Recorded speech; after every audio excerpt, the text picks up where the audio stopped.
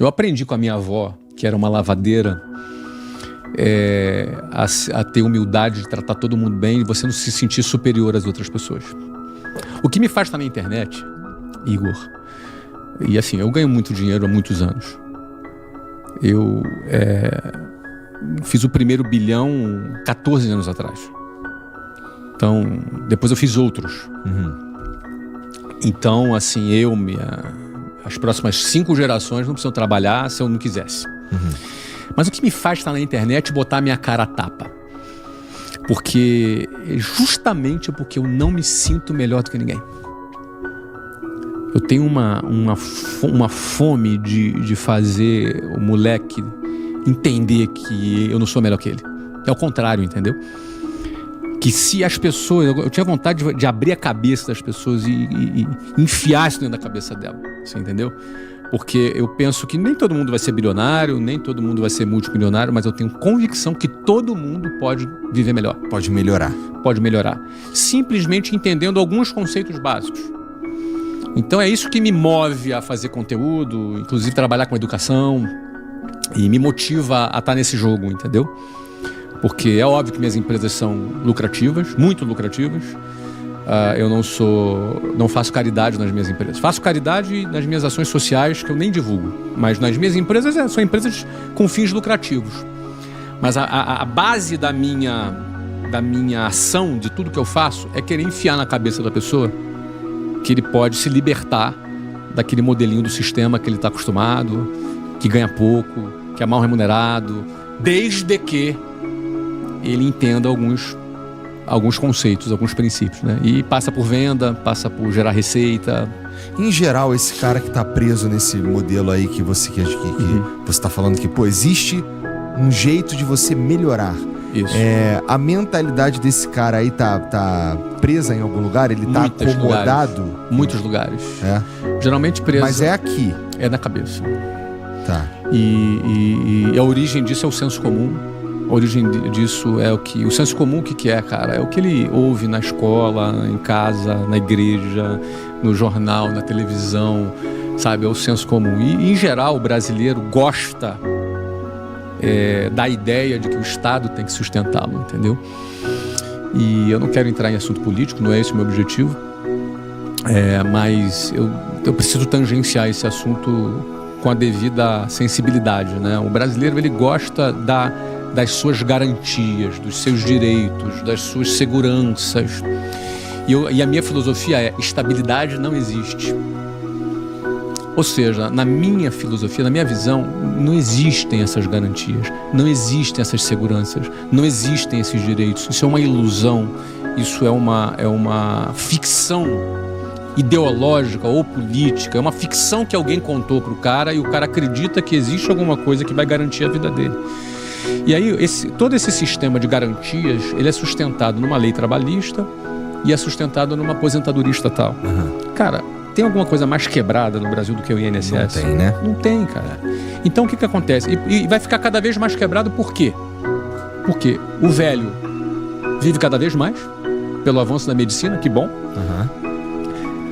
As pessoas casam cada vez mais tarde. Os caras com 35 anos agora vão começar a casar. Muitos não têm filhos. E os que têm cada vez menos filhos. Cara, essa conta não fecha. Exato. Quem é que vai pagar a aposentadoria do moleque hoje? Da geração Z, que tá chegando aí. Quem é que vai pagar a aposentadoria dele? Se não for ele mesmo, tá na merda. Porque o nosso modelo previdenciário, como é que funciona? Os jovens pagam pros velhos. Não tem ninguém fazendo poupança para si mesmo no futuro. Não, é um modelo de compartilhamento em que quem trabalha hoje está pagando para os mais velhos. Só que os velhos vão demorar a morrer e tem cada vez menos jovens. Então essa conta não fecha. Então toda promessa de segurança, de seguridade social, toda promessa que o sistema faz é uma propaganda enganosa. É uma propaganda enganosa. Então quem deposita a sua esperança nesse modelo, nesse sistema, vai morrer pobre. Essa é a real. Todo mundo vai parar no INSS no final da vida. Então, e as pessoas não pensam nisso. Não pensam nisso. E eu comecei a pensar nisso, Igor, quando eu tinha 18 anos. Eu ia pro Meyer, pro Colégio Martins, estudar. E eu saía do Jabu ali, pegava um ônibus que passava pela Avenida Suburbana. E aí aquela Avenida Suburbana, num determinado período do mês, tinha um monte de banco. E aí eu vi um monte de fila, cara. Eu não entendia que fila era aquela. Uma vez eu perguntei pro cara do lado em pé. Falei, cara, o que é essa fila aí? Cara, isso é fila de aposentado para receber a sua aposentadoria, cara. Uma mixaria que esse povo recebe. Cara, eu olhava aqueles velhinhos num sol de 35, 36 graus, de manhãzinha, já na fila, rodando quarteirão, para receber uma mixaria de uma aposentadoria. Eu falei, cara, nunca na minha vida eu vou entrar nessa fila. Nunca na minha vida. Eu tive pavor daquilo ali. Então, assim, tem gente que tem medo de investir, tem gente que tem medo de empreender. Eu tenho um pavor do sistema. Então, assim, cara, empreender pra mim eu não tive medo, porque, cara, era a minha saída daquela desgraça. Você entendeu? Então, o que acontece? O senso comum produz uma gama de pensamento nas pessoas que elas se sentem seguras com aquilo que o Estado está dando para ela. E isso é uma escravidão. Esse pensamento deixa a pessoa presa nesse troço, entendeu? Então, eu diria para você que se libertar disso foi, por exemplo, para mim, a minha prioridade. Eu não estou fazendo aqui discurso político, não tem nada a ver com isso. É apenas uma observação pessoal minha. E eu acredito o seguinte: para o cara sair disso, ele precisa entender uma coisa. Na CLT, ele precisa vender 44 horas semanais, que é a carga horária da CLT, por um salário. Então, no final das contas, todo mundo é vendedor, cara. Até o cara que acha que não vende, ele está vendendo 44 horas semanais para ele ter um salário. Sair desse sistema significa o seguinte, cara, eu preciso vender o meu produto. Eu preciso vender o meu produto. Eu preciso ter o meu produto. Eu preciso ter o meu serviço. Porque eu vendendo o meu produto, o meu serviço e tendo a escala necessária, eu vou romper com essa lógica. Então, é todo mundo que vai fazer isso? Não, não é todo mundo que vai fazer isso. A maioria vai ter medo. A maioria não vai conseguir. A maioria não vai estar preparada. Mas uma coisa é certa: vence nesse sistema, nesse jogo, quem sai desse modelinho do INSS e aprende a vender e vai empreender o seu próprio negócio. Empreender é o único... Mas empreender no Brasil não é complicadíssimo? Eu escuto coisas... No mundo inteiro, cara. Duas coisas que eu escuto bastante. No Brasil é muito complicado empreender por causa do sistema. Não, no mundo inteiro. Uma vez eu fiz uma pesquisa que eu sempre fiquei intrigado com isso, né? O Brasil tem muito imposto, os juros é muito alto, a oferta de empréstimos de crédito, né, é muito menor. E eu vi uma estatística que 80% do IBGE, né? 80% das empresas quebram no Brasil antes de completarem 10 anos.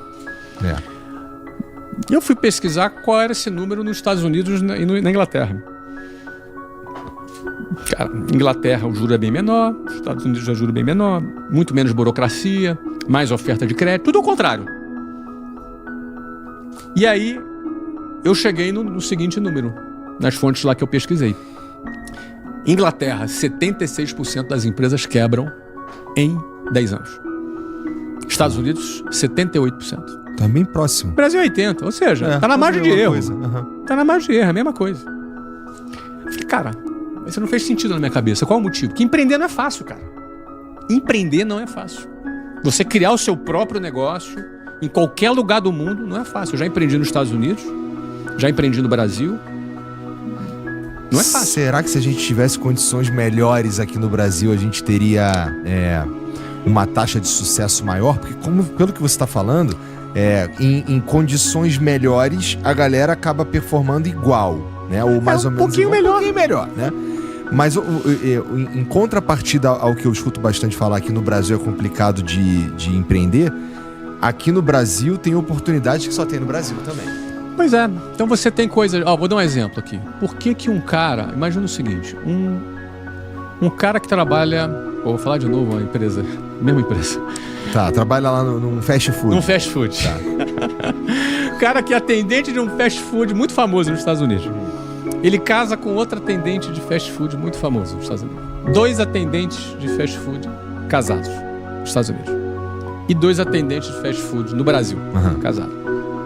Qual é a qualidade de vida que esses 2 têm? Não, dos Estados Unidos é outra parada. A dos Estados Unidos, o cara tem casa, o cara tem carro, o cara viaja, o cara tem uma vida digna. Porque é só fazer a conta. Aqui no Brasil não dá. Então o que eu quero dizer é o seguinte: aqui no Brasil, o cara que não teve herança, que é o meu caso, o cara que não teve herança, que nunca recebeu. Assim, eu tive herança de educação e amor da minha família, que eu me dou muito bem com ela sempre, até hoje, mas não financeira. Não ganhei um apartamento, não ganhei um carro, nada disso. Meu melhor presente de casamento foi uma televisão de 14 polegadas usada. Foi o meu melhor presente de casamento, em 1992. Então, você pensa o seguinte: um cara que não teve herança, pro cara conseguir... Casou jovem pra caralho. Casei com 20 anos, né? Casei com 20 anos. Legal E ela demais. tinha 17. Pô, o que acontece? Um cara conseguir sair do nada assim e conseguir ter um apartamentozinho e um carro, isso é uma proeza que o cara tem que fazer no final da vida dele. A proeza. Então a barreira social no Brasil é muito grande. E eu acho que isso favorece empreender. Você entendeu? Porque, pô, o cara não tem alternativa. O que eu tinha a perder? Não tinha nada a perder, cara. Eu tinha o meu nome pra perder. Meu crédito. Você entendeu? Então, assim, agora, nos Estados Unidos, o cara é atendente de um fast food, casado com uma outra atendente do fast food. Ele tem uma casa, ele tem um apartamento, ele tem um carro, ele vive uma vida decente, digna, de alguém que ganha 30 pau por mês aqui no Brasil. Vai ter. Aí eu vou pensar o seguinte: esse cara tem a perder. Esse cara, para empreender, ele tem a perder. Porque se ele perde o crédito dele, ele perde tudo isso. Lá nos Estados Unidos é assim. Se ele perde o crédito dele, ele não consegue mais financiar uma casa, ele não consegue mais financiar um carro. Então, eu acho que no Brasil, o cara é tão sem alternativa que isso empurra ele muito mais pro empreendedorismo do que nos Estados Unidos. Nos Estados Unidos o cara tem medo. O americano médio, cara, é bundão. Tô te falando, conheço, cara. Tô nos Estados Unidos desde 2009. O americano médio é medíocre e bundão. E ele tem tudo que ele tem acesso, porque ele tem crédito, ele financia tudo. Tem acesso às melhores coisas. Bundão, agora, ele não, sei lá, não tenta. É porque ele tá seguro. Ele tem muito a perder, cara. Ele tá seguro, ele consegue ficar acomodado. Ele acha que tá seguro, né? É a história da estabilidade. Verdade. Esse lance da estabilidade aí, tal. Você que tá ouvindo aí, preste atenção nessa parada que a gente tá falando de estabilidade aqui, porque essa pode ser a maior rasteira que você vai tomar na sua vida. Essa que é a verdade. Quando você acha que você tá seguro, que o jogo tá ganho. Quando você acha que o jogo tá ganho. Que tem uma lei. O cara, numa canetada, muda a lei. Uma canetada, cara. Ah, mas aí é direito adquirido. Cara, na Grécia, na crise que teve na Grécia na década passada, foram mais de 300 mil funcionários públicos desligados, cara. Todos eles tinham direito adquirido, tinham proteção de estabilidade. Cara, foi tudo pra rua. Porque quando o bicho pega, quando uma grande crise acontece, cara, a lei muda assim. Ah, sim. Não, mas tá na lei. Troca assim. Pá. Ah, não adianta espernear, fazer manifestação. Acabou. Burocrata lá, puf. É assim que funciona, pô. Então, tu é o tipo de cara que fala assim, até você aí que se esforçou, que fez um concurso público, que você tá ganhando um salário numa função estatal, você devia estar prestando atenção. Na minha opinião, sim. E sair da zona de conforto. Eu vou te dizer por quê.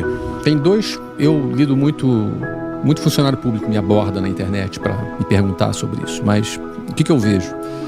Você tem 2 tipos de funcionário público. A elite do funcionário público, aquela que ganha que é o muito juiz, dinheiro. Não sei o quê. Como é que é? Juiz, o judiciário ali, aquela elite, né, que aquilo ali ganha bastante dinheiro, entre aspas, não é? Às custas do Estado. Mas você tem ali a grande maioria dos funcionários públicos, é pouco. Sim. É pouco. Não tem plano de carreira, tá desmotivado. Porque no funcionalismo público, o cara, se ele trabalhar melhor, ele não vai ganhar mais. Então o que ele faz? Faz o básico. Faz o básico. Entendeu? Então, mas ele tem o direito de não ser mandado embora. Será que isso é tão importante para um cara 10 anos depois? Ou ele está entediado com isso? Ou ele está insatisfeito? O que adianta o cara não ser mandado embora, mas está desmotivado? tá deprimido. Cheio de funcionário público com burnout, cara. Cheio. O cara com depressão. O cara deprimido. Cheio. Cara que vai pro trabalho puto. Vai todo dia, se arrastando, anos, cara. Se arrastando há anos, cara. Pô, isso... Qual a graça disso? Ah, não, mas eu não vou ser mandado embora. Pelo amor de Deus, eu devia ter o direito de ser mandado embora pra se livrar daquilo ali, cara. Você entendeu? Para pra pensar, meu. É uma prisão. E esse cara é um cara inteligente pra caramba, porque fazer um concurso público não é fácil passar. Super inteligente. Então, assim, eu falo isso com muito respeito, entendeu? Porque eu fui funcionário público, né? Eu fui da Marinha, passei no concurso da Marinha. Então, eu digo pra você que... Quanto tempo tu ficou lá? Fiquei 2 anos. Tá. 2 anos na Marinha. Pois não era a minha praia, né? Ficou claro. Ficou bem claro. Mas eu diria pra você que muito do talento do ser humano é desperdiçado quando ele cai nessas armadilhas, entendeu? Da estabilidade. Porque entre a liberdade e a segurança, meu irmão, eu fico com a liberdade, né?